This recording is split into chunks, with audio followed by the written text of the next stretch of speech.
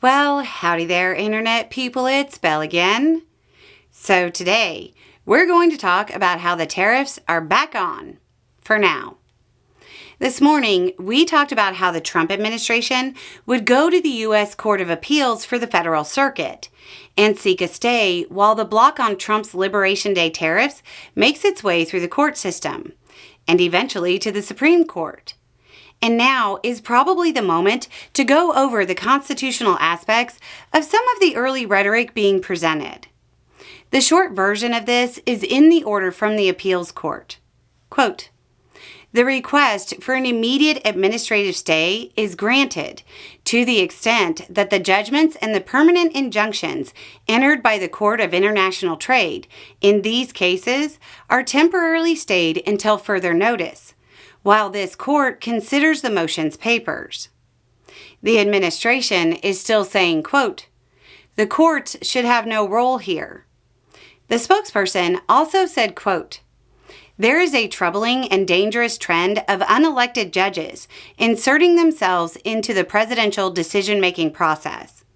America cannot function if President Trump, or any other president for that matter, has their sensitive diplomatic or trade negotiations railroaded by activist judges." Reminder, federal judges are not elected.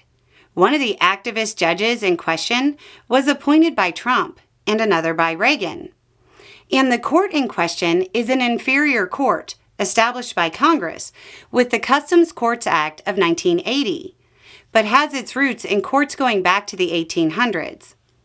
Article 3, Section 1 of the U.S. Constitution says, quote, "The judicial power of the United States shall be vested in one Supreme Court, and in such inferior courts as the Congress may from time to time ordain and establish." As far as the idea that the courts can insert themselves or that the courts have no role, Article 3, Section 2 says, quote, "The judicial power shall extend to all cases in law and equity arising under this Constitution, the laws of the United States and treaties made, or which shall be made." Now, it actually is unusual, historically speaking, for the courts to insert themselves into a president's tariff policies. But that's because the Constitution gives the power to lay and collect taxes, duties, imposts, and excises to Congress, not the president. Article 1, Section 8. The early justifications and rhetoric coming out of the right-wing circles are wholly in opposition to the Constitution.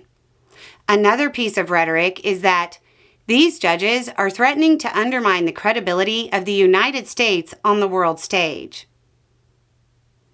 I'm pretty sure that was shot when it comes to trade once TACO became a recognizable acronym for Trump's tariff policies.